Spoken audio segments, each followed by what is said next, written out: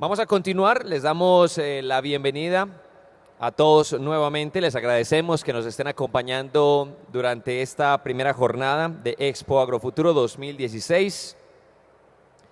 Vamos a dar paso entonces a las últimas intervenciones del Foro Internacional Ganadero en el marco de Expo Agrofuturo en su 10ª versión.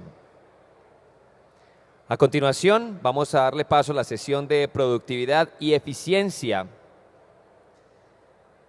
Vamos a tener una conferencia llamada Gestión de Información como factor clave del negocio ganadero. Aquí está la invitación.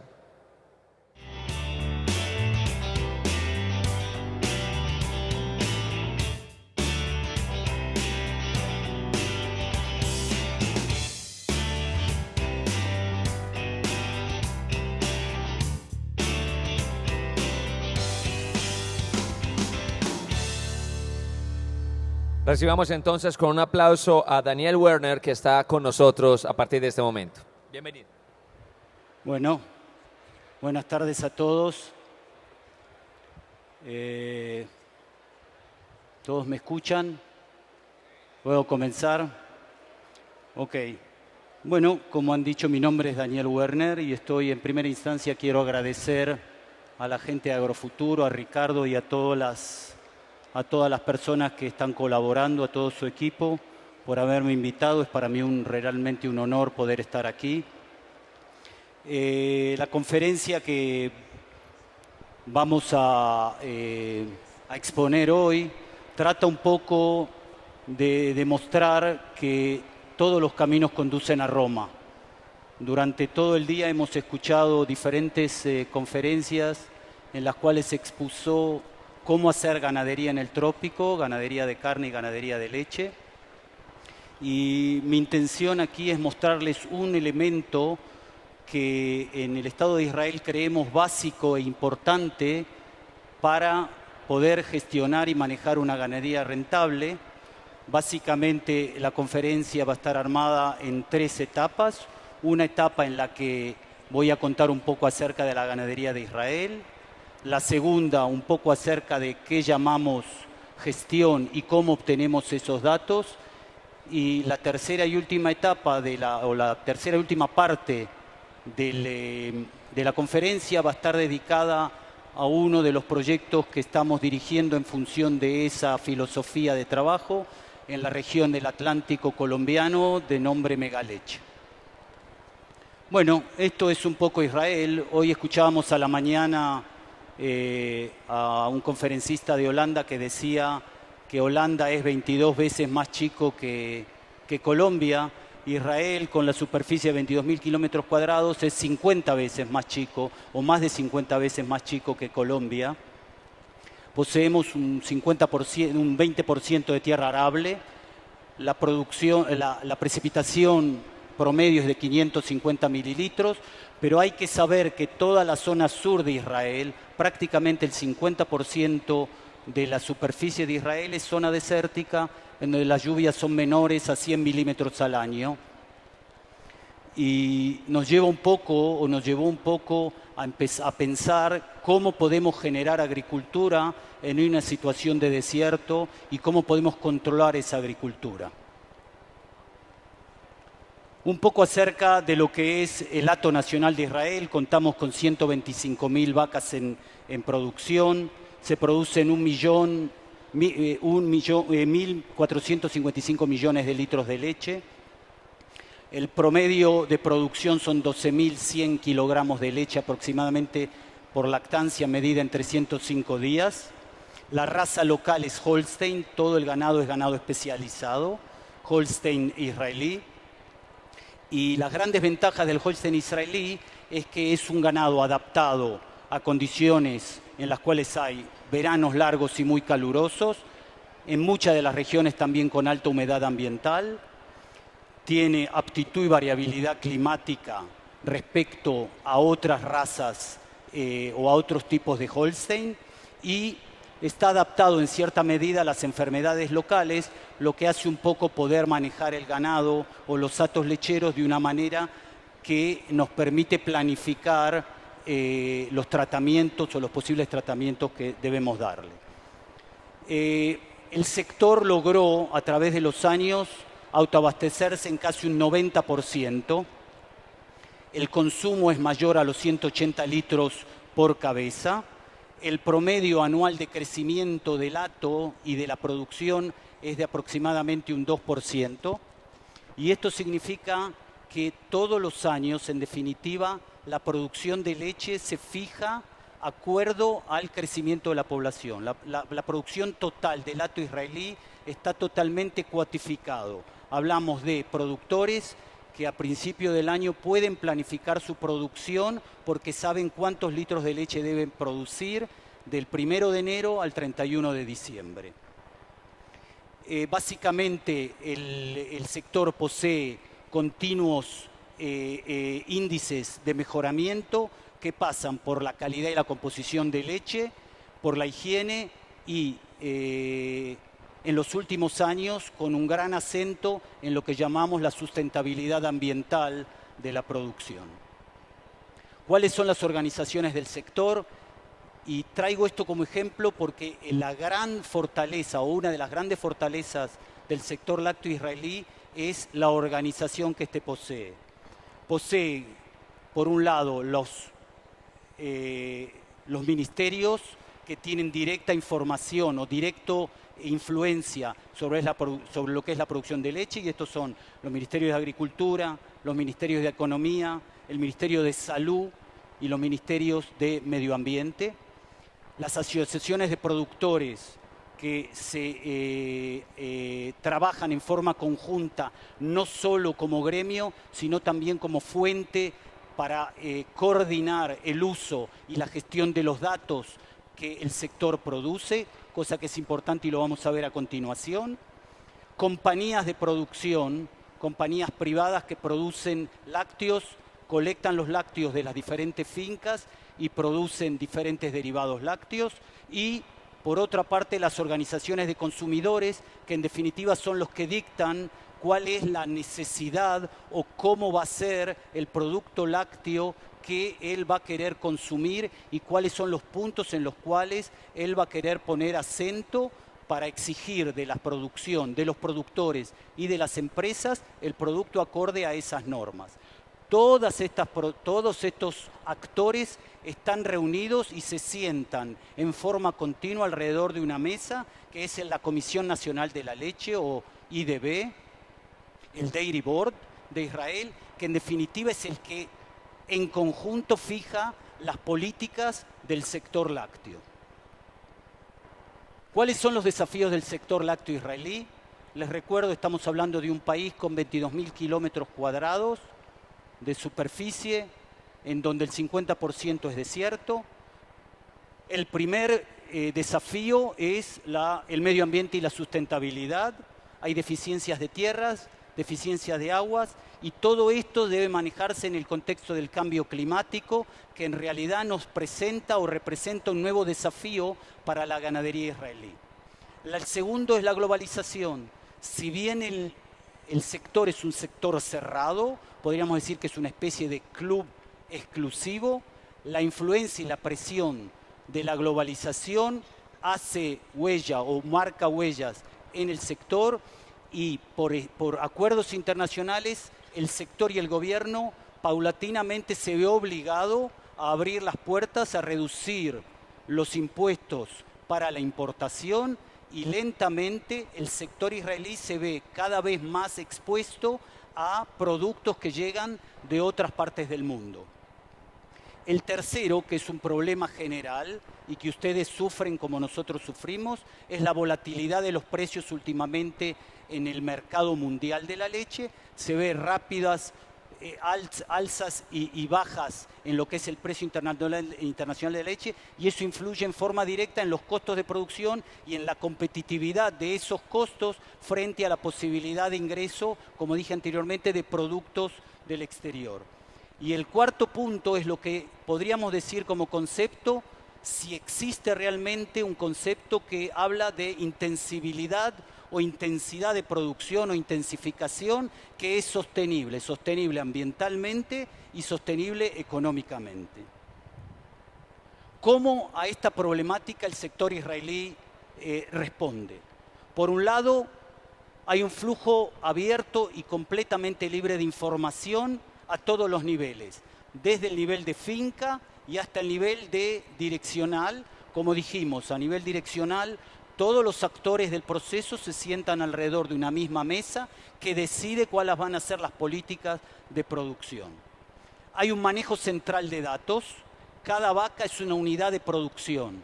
Por lo tanto, por lo que hemos escuchado anteriormente, hablamos de producción por hectárea, hablamos de producciones por atos.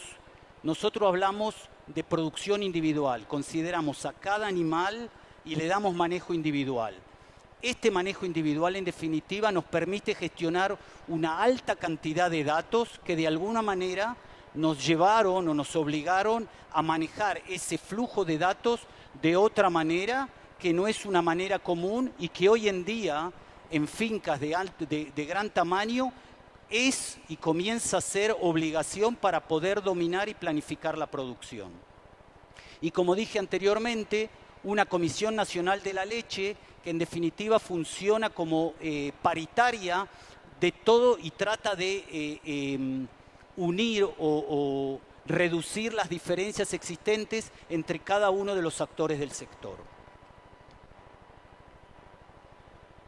Las herramientas que poseemos para confrontar esa problemática. La primera es aumentar el tamaño promedio de las fincas. O sea que básicamente cuanto más reduzcamos nuestros costos fijos, se supone que mayor rentabilidad vamos a tener. Quiere decir que el hato israelí o el sector israelí está viviendo un proceso en el cual las fincas o los hatos productivos comienzan a ser cada vez más grandes en detrimento de lo que llamamos fincas familiares, que en los años 70 y 80 poseían 40, 50 vacas y de ello podía vivir una familia perfectamente. Hoy en día esos hatos necesitan entre 100 y 150 vacas para poder mantener un estándar de vida al que estaban acostumbrados. Por otro lado, se debe aumentar el nivel de producción por vaca. Esto se logra a través de mejoramiento genético. Más del 90% del hato israelí está inseminado artificialmente. Hay una alta intensidad de selección y una relativamente alta tasa de reemplazo. Todos los hatos están alimentados con raciones totales mezcladas, o sea que todo el hato israelí de producción de leche, por ejemplo, está estabulado. La recría de los reemplazos tiene que ser algo eficiente, o sea que es necesario asegurarse que cuando preñamos a una vaquilla a los 13, 14 meses, sabemos que entre los 23 y 25 meses ese animal va a llegar a primera aparición. 3 ordeñes diarios, uso masivo de sistemas para combatir el estrés calórico. Les recuerdo que un animal, recién recordaban que un animal que produce mucho, en definitiva, daña su reproducción, y si le sumamos a eso condiciones de estrés calórico, de alguna manera debemos buscar medios para poder combatir ese estrés calórico y bajar la necesidad que tiene el animal de evacuar esa energía que produce o ese calor que produce debido a condiciones ambientales. Y por último, y de esto vamos a dedicarnos también en la próxima parte de la conferencia, el uso masivo de sensores que permiten registrar prácticamente todos los datos que nos ayudan a tomar decisiones en nuestras fincas. Más o menos así se ve una finca en Israel. Están viendo en las fotos centros de alimentación que en definitiva producen o tratan de producir raciones eficientes para más de una finca, y de esta manera un poco se está ahorrando en cada finca infraestructura, y en definitiva lo que estamos logrando es que el productor se dedique fundamentalmente a dirigir su finca. Él tiene un nutricionista en el centro de alimentación que le prepara su ración, tiene un médico que le atiende y que entra en la finca de 1 a 3 veces por semana para darle tratamiento a sus animales, posee personas que se dedican al ordeñe, él tiene que saber dirigir. Él no tiene, ese es el concepto que nosotros tenemos en Israel. Probablemente, por lo que escuchamos anteriormente, es un poco diferente a otros conceptos. A través de esta forma de ver las cosas, yo quiero un poco mostrarles cómo la generación de datos y la gestión de datos es también adaptable a sistemas que no necesariamente responden a este modelo. La idea aquí no es copiar un modelo, sino adaptar puntos positivos que permitan en definitiva manejar los hatos lecheros de manera más eficiente. Cosas importantes, están viendo en la foto inferior hacia la derecha, mi derecha, el tratamiento de las camas, lo que llaman compost barn, la cuestión de dar condiciones a los animales que permitan el mantenimiento del animal o reducir el estrés del animal durante el momento de la rumia y entre ordeñes es fundamental y básico para poder obtener buenos resultados de producción. Y entonces vamos a hablar un poco de lo que son los sensores o lo que los sensores nos permiten en definitiva llegar o qué nos aportan para la gestión de nuestra finca. Mirando mi computadora, vi esta frase que me parece muy interesante, que un poco marca el cambio generacional o la forma de ver las cosas hoy en día en la ganadería intensiva. Cuando me levanto por la mañana y me pongo las botas, no voy primero a los establos. Lo que hago es revisar mi computadora para ver si hay alertas sobre vacas enfermas y así me entero de inmediato y comienzo a trabajar. O sea que la mentalidad del productor que hoy en día sabe que posee sistemas o sensores con amplia seguridad de que esos sensores están transmitiéndole valores reales que le permiten tomar decisiones, cambia la rutina de lo que es el director o quien gestiona la dirección de una finca. Ahora, esos datos, en realidad, se transforman en herramientas que nos van a permitir tomar decisiones. Esas decisiones, como dije anteriormente, pueden ser a dos niveles. En el caso de Israel, un nivel, que es el nivel sectorial, en donde, como dijimos, hay una producción en cuotas y por lo tanto el sector, a través de esa información, recibe o toma decisiones que tienen que ver con el potencial de producción del hato durante el año, el potencial de comercialización de esa leche de acuerdo a los datos de consumo que también las empresas lácteas suministran a ese mismo banco de datos. Eso por un lado, podemos hablar de eso, cómo se fijan las políticas, pero la idea básica aquí es mostrar lo que ocurre a nivel de finca,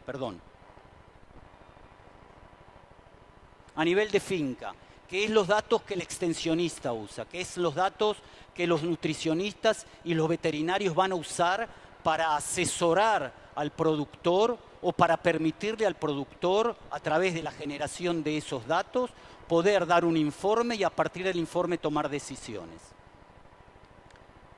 ¿Qué datos recolectamos? Datos que genera el productor, o sea, son los datos que representan actividades en las cuales la conexión está directamente o tiene una estrecha correlación con el manejo diario. O sea, el productor está viendo qué ocurre, si hubo pariciones, si hubo vacas secas, si hubo ventas, si revisó la condición corporal. Todos esos datos de alguna manera entran en un banco de datos que son los datos que muchas veces tienen error y hay que seleccionarlos, que son los que producen el productor.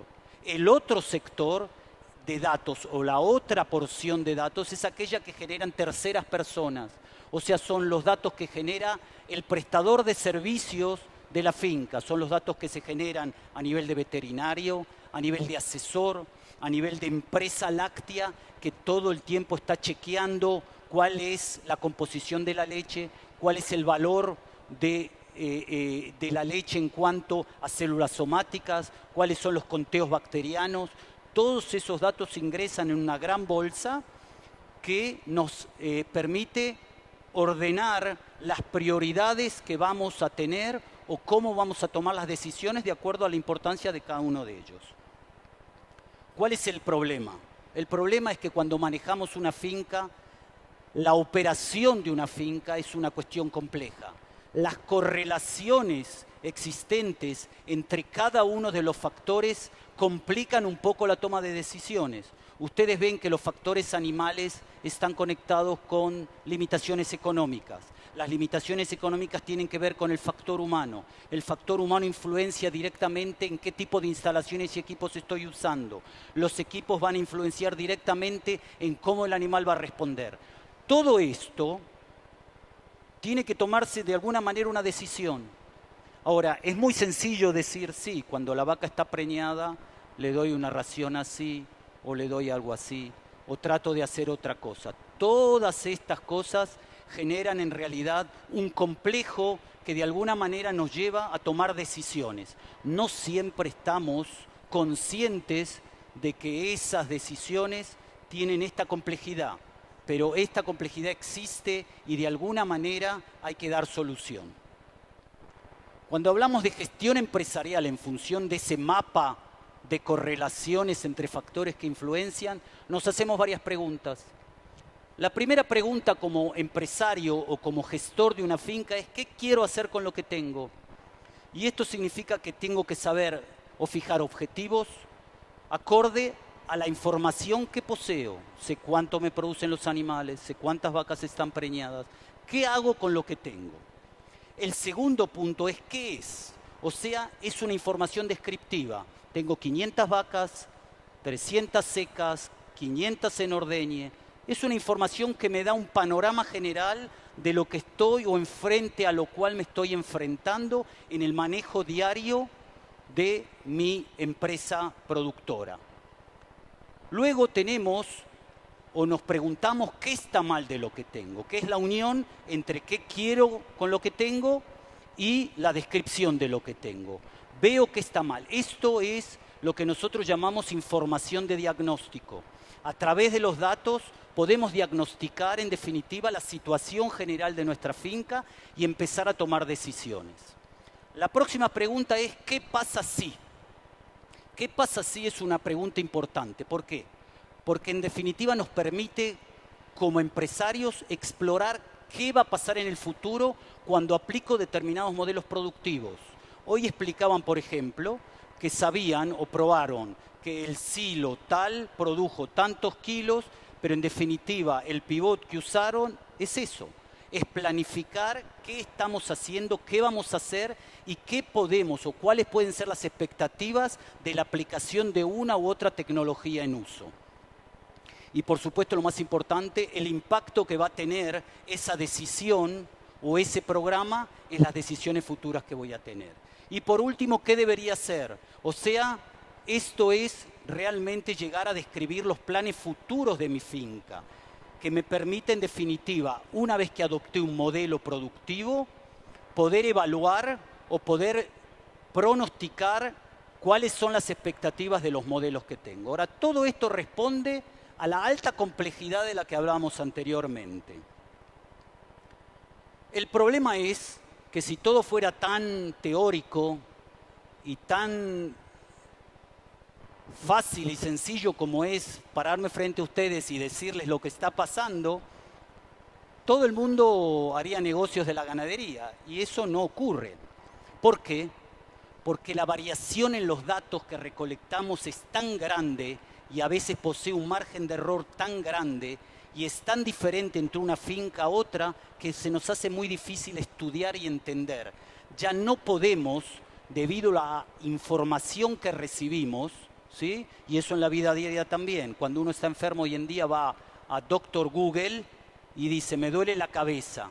Y lo mínimo que tiene uno es una enfermedad que se va a morir pasado mañana.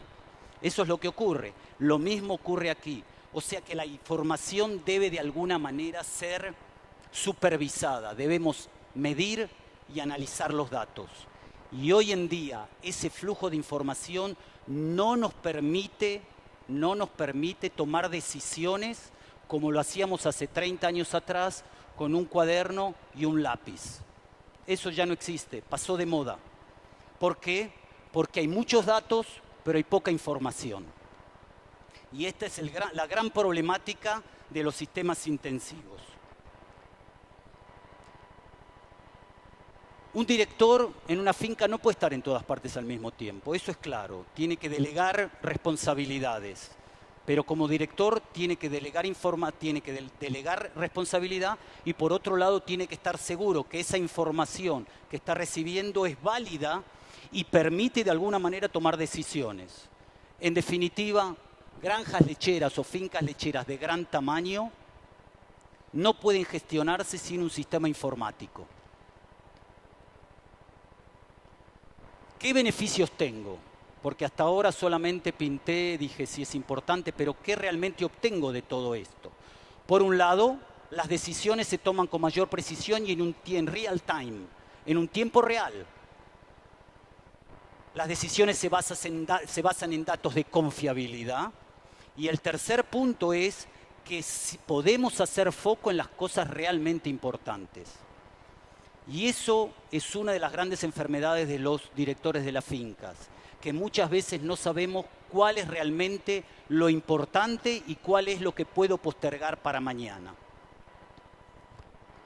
Consistencia y estabilidad en los procesos se asegura con el control del resultado en las etapas parciales del proceso. O sea, que no podemos dejar que un proceso termine para evaluarlo. Debemos saber en cada etapa qué está ocurriendo para poder tomar decisiones y poder corregirlas durante el proceso. Ahora, esto hoy en día es lo que, esta curva que estamos viendo acá atrás, es lo que hoy en día realmente nos enfrentamos. A esto nos enfrentamos. Esto es una típica curva de lactación, la curva punteada o la curva con cuadrados no pintados. Son dos curvas de producción y lo que vemos subida y bajada son los efectos posibles de diferentes enfermedades que el animal posee. En el primer caso es cetosis, mastitis, problema de patas. La problemática es que cuando detectamos una enfermedad, lo que vemos es que el animal no vuelve a su producción anterior.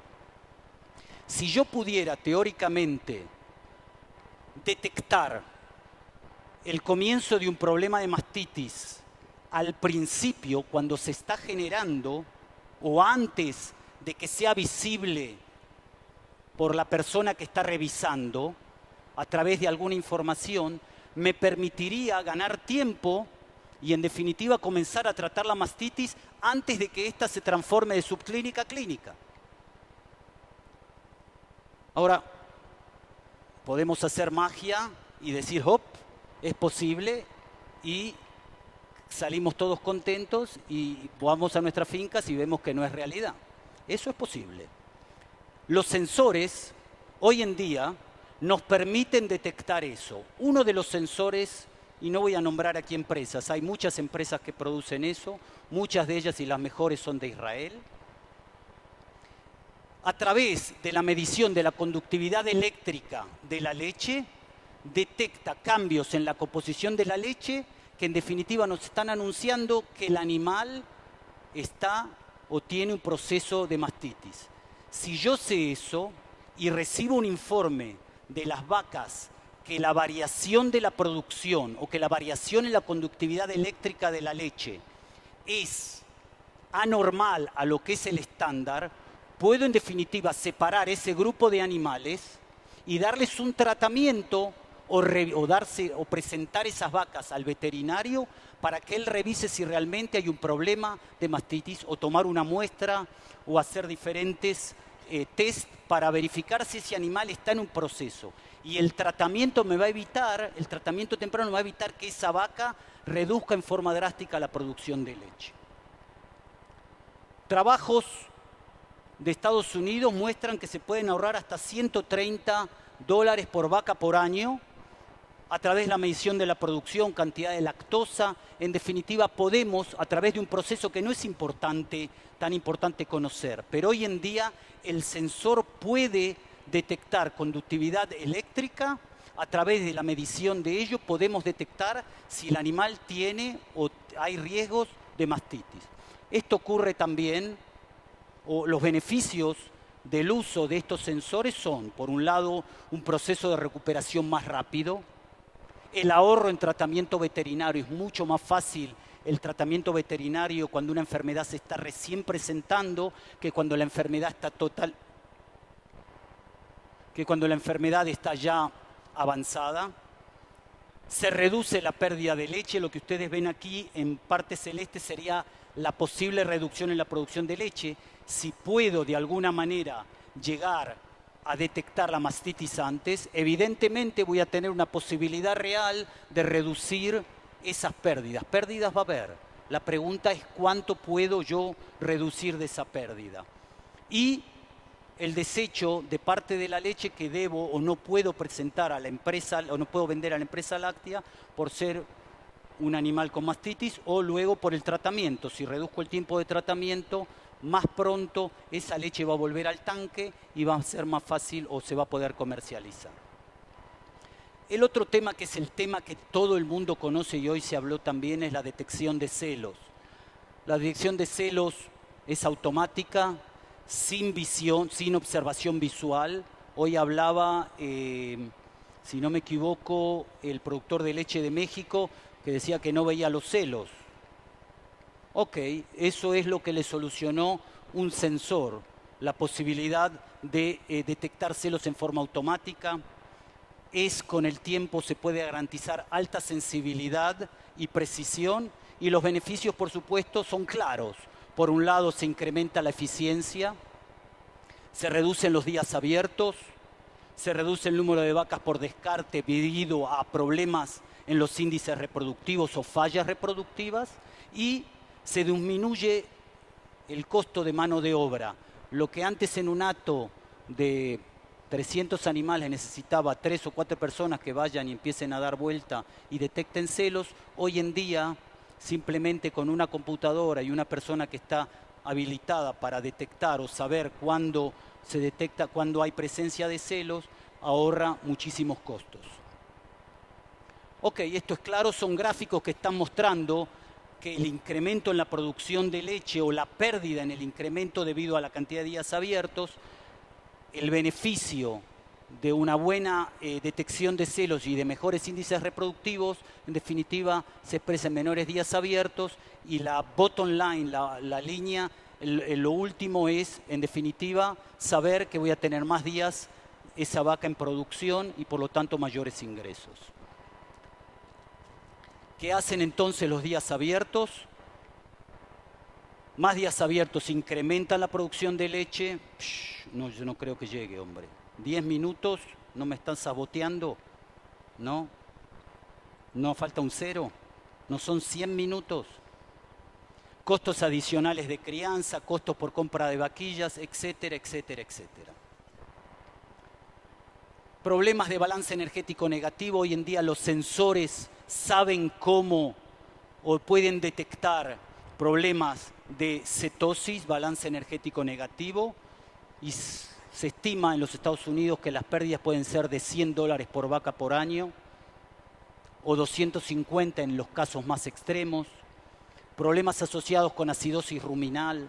Los sensores son capaces de determinar eso y se puede ahorrar hasta $400 por lactancia. O sea que vemos que los beneficios de los sensores, y hay que tener en cuenta también que quien produce los sensores quiere justificar económicamente la venta de ellos, entonces tiene que decir que se produce. Pero estamos hablando no de lo que estamos ahorrando, sino de la capacidad que tienen esos sensores para generar información que de alguna manera me va a ayudar a tener datos. El monitoreo ruminal, hoy hablaban de eso, me permite saber cuánto comió, cuándo descansó la vaca. Es un índice precoz para enfermedades debido a que la rumia refleja exactamente cuando el animal comienza a bajar su ritmo de ruminación, evidentemente está pasando por algún proceso que está afectando la posibilidad de la vaca de producir en forma normal. Es indicador de enfermedades como la mastitis. Habla también de la efectividad de un tratamiento, y esto es interesante y les voy a mostrar un dato. Fíjense aquí en los gráficos, un tratamiento efectivo, cómo se refleja en el índice de ruminación, inmediatamente el animal vuelve a su ritmo de ruminación normal. Y cuando el tratamiento es no efectivo, ustedes ven las dos aplicaciones que se necesitó de antibiótico y se ve perfectamente en el índice ruminal. O sea que yo puedo saber de antemano si el tratamiento me permitió devolver al animal de antemano, antes que lo vea por mí, que el veterinario revise al animal, puedo ya saber si el tratamiento fue efectivo o no. Fíjense entonces cuando hablamos de todos los factores que pueden influir, por ejemplo, en el pico de la lactación de un animal. El nivel de nutrición, el desarrollo de las vaquillas, las instalaciones. Todos estos datos me ayudan a tomar decisiones a través de datos que generan sensores. La variación es normal o anormal. En este caso, el cambio en el peso corporal del animal.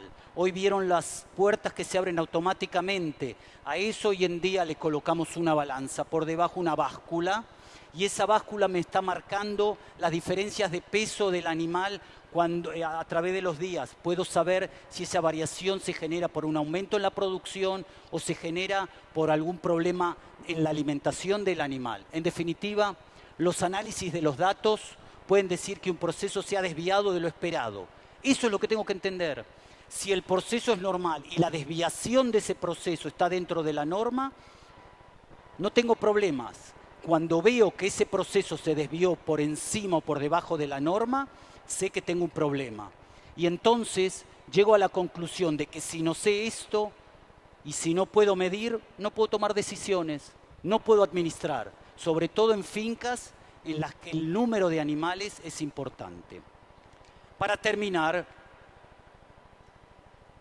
puede presentarse como un poco no políticamente correcto, que diga, ok, ¿y todo esto qué tiene que ver con la ganadería del trópico? Si estamos hablando de ganaderías que se basan no en ganado especializado, sino en cruzas o animales que en general llamamos de doble propósito. Yo recordaba hoy con Miguel Valverde, nuestro articulador en el proyecto Megaleche en el Atlántico, que la primera vez que vine al trópico hace 25 años, pregunté, ¿pero qué es doble propósito? Y me decían carne y leche. Y lo que yo veía en los números era ni carne ni leche. Con el tiempo entendí que la decisión o la política que los productores trataban de ejecutar era la política racional. El problema era que algo fallaba en el medio. Y todo ese tiempo que pasó desde los 25 años hasta los últimos 5 años que empezamos a trabajar en Megaleche, todo el tiempo tenía o pensaba cómo podemos, en una ganadería tan intensiva como la israelí, salir de la caja, pensar por fuera de la caja. Think about outside the box, pensar por fuera.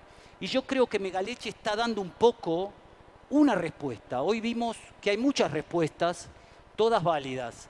Este modelo un poco presenta una forma que puede ser adaptable a determinadas regiones y probablemente para otras regiones no. Pero es un modelo que creemos exitoso porque dio respuesta a muchas de las preguntas y a mucha de esa básica pregunta de qué es doble propósito y tratar de transformarlo también en carne y también en leche.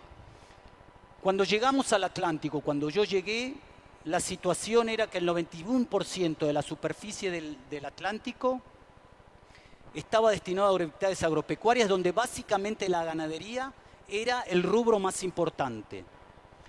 Como dijimos, todo doble propósito, nada especializado. Otro de los problemas era que el 25% de la leche llegaba al mercado informal y la capacidad instalada de las industrias no se podía utilizar. O sea que había lugar a un crecimiento en la producción de leche a partir de la base genética y de las posibilidades que el Atlántico poseía. 73% de las hembras, 35% de las hembras identificadas como vacas de ordeñe y la producción promedio de 3 litros de leche. Ok, ¿cómo hago para cerrar el KEP de 3 litros a 40 litros como decían hoy? Esa es la pregunta que me tengo que hacer? ¿Ese es lo que yo quiero hacer? La respuesta es no. Y entonces fijamos el objetivo del proyecto. El objetivo del proyecto es, o fue, o sigue siendo, consolidar un núcleo especializado de unidades de producción de leche que genere un marco profesional que dé sobre todo apoyo técnico y capacitación.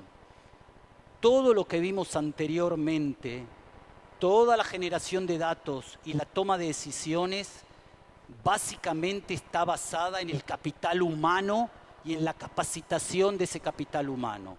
Y entonces entendimos que vender modelos como el israelí en el trópico no tiene ningún sentido.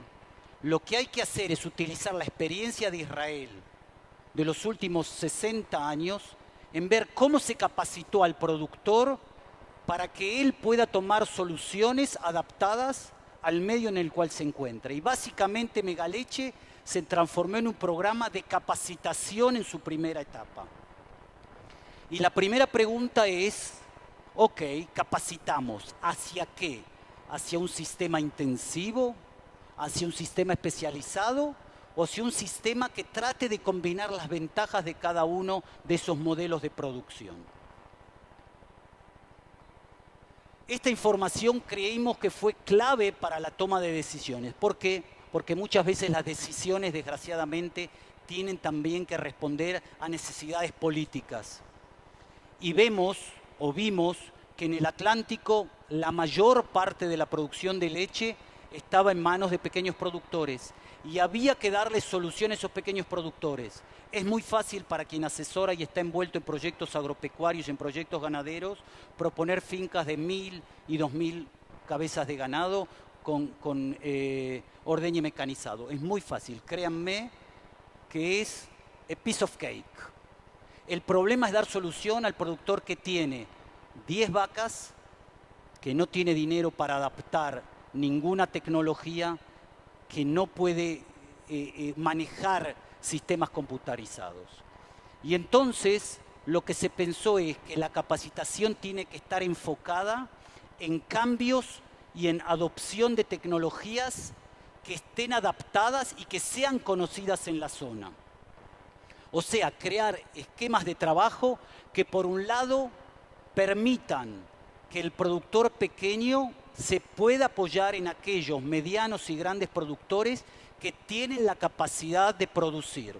Un ejemplo, si un productor grande está produciendo silo en bolsa, ¿por qué no ese productor pueda vender el silo en bolsa al pequeño productor y darle solución a él? Ahora, ¿cómo convenzo al pequeño productor que use el silo en bolsa? Ese es mi desafío, es cambiarle la mentalidad y hacerle entender que la pastura puede dar solución, pero lo está llevando a seguir produciendo 3 litros y que si va a poder suplementar, probablemente va a poder duplicar su producción. Y ustedes piensen, de una persona que produce 3 litros por día, comenzar a producir 6 litros es un aumento del 100%. Voy a ir terminando. Por supuesto, las recomendaciones, como dije, están basadas o estuvieron basadas en tecnologías conocidas. Uno de los trabajos del equipo que escribió o que presentó el proyecto fue recorrer y realizar un estudio de qué tecnologías se conocían en la zona. O sea, no hablar de ordeñe mecánico, por ejemplo, si no había fincas en las que había ordeñe mecánico. Voy terminando. Lo primero entonces fue capacitación, se desarrollaron habilidades y capacidades de pequeños productores, empresarios y trabajadores. La conservación de forrajes como paso a una intensificación determinada de la producción, no intensificar como Israel, sino intensificar lo que se está haciendo.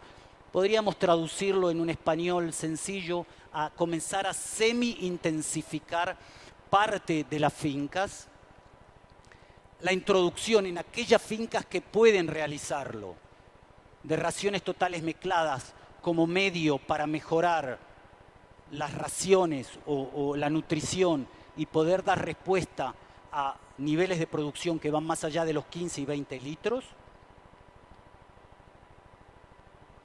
La capacitación del ordeñe sin ternero, por ejemplo, una de las cosas de mayor éxito en el programa. saber cuándo destetar y poder criar al ternero en forma artificial y ordeñar a la vaca sin el ternero en pie. Es otra de las cosas de importancia que tuvo realmente gran efecto. Y por último, luego de 4 años, se decidió, de acuerdo a los resultados de Mega Leche, que mañana hay una sesión en los AgroTalks que vamos a hablar exclusivamente del programa. Me hago propaganda, mañana a las 9. Están todos invitados. Fue intentar, utilizando las instituciones existentes, que son la base en definitiva que nos permitió capacitar, o lugares donde capacitamos a la gente, armar una granja demostrativa en donde se comienza un proceso de transformación de los productores. Ya termino. 3 minutos tengo. A los productores de ordeñe manual a un relativo o a un ordeñe mecánico que puede tener diferentes niveles y diferentes grados de intensificación, y no es este el foro en donde tenemos que hablar. Instalaciones, equipamientos, y por último, como reflexión y conclusión, la base de datos y la información existente constituyen herramientas que son útiles para los actores o todos los actores del sector, a todos los niveles.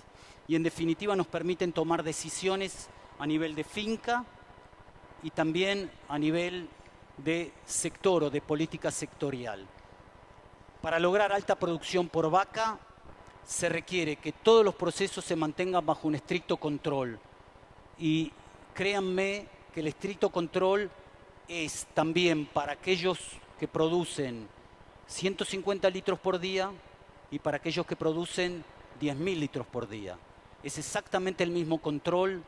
Hoy en día la telefonía celular permite a cualquier productor llevar datos ordenados que permiten tomar decisiones. Yo creo que con esto finalicé. Nuevamente muchas gracias por la paciencia, y si hay respuestas, si hay preguntas.